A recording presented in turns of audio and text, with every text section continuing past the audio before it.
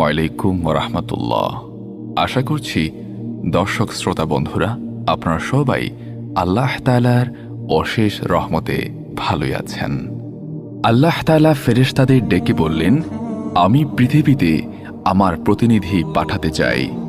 ফেরেশতারা বলল, হে আল্লাহ, আপনি কি এমন কাউকে দুনিয়াতে পাঠাবেন যারা সেখানে দাঙ্গা হাঙ্গামা করবে এবং রক্তপাত ঘটাবে, অথচ আমরা আপনার নিরন্তর গুণকীর্তন করছি?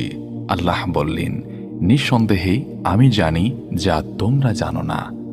এরপর মহান আল্লাহ জিব্রাইল আলাইহিস সালামকে হুকুম করলেন পৃথিবীর বুক থেকে মাটি সংগ্রহ করে আনার জন্য। জিব্রাইল আলাইহিস সালাম আসমান থেকে ধরায় নামলেন, মাটিকে বললেন, মহান আল্লাহ পৃথিবীতে তার প্রতিনিধি পাঠাবেন আর তাকে সৃষ্টি করবেন মাটি দিয়ে। আল্লাহ আমাকে হুকুম করেছেন তোমার বুক থেকে কিছু মাটি নিয়ে যাওয়ার জন্য। মাটি কান্নাকাটি শুরু করল, বলল, আদম সন্তান অতিশয় পাপাচারী আর গুনাহগার হবে, এই কারণে তারা অধিকাংশ সংখ্যক জাহান্নামে যাবে।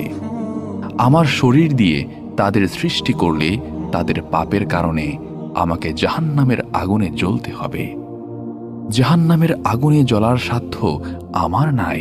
জিব্রাইল, তুমি ফিরে গিয়ে আল্লাহকে বলো তিনি যেন অন্য কোনো উপাদান দিয়ে আদমকে সৃষ্টি করেন, কিন্তু আমাকে বা মাটি দিয়ে নয়। জিব্রাইল আলাইহিস সালাম আরশে ফিরে গেলেন, বললেন, হে আল্লাহ, হে পরওয়ারদিগারে আলম, আমি পৃথিবীতে গিয়েছিলাম মাটি আনতে, কিন্তু মাটি এমনভাবে কাকুতি মিনতি করছে আর কান্নাকাটি শুরু করলো যে আমার খুব মায়া হলো।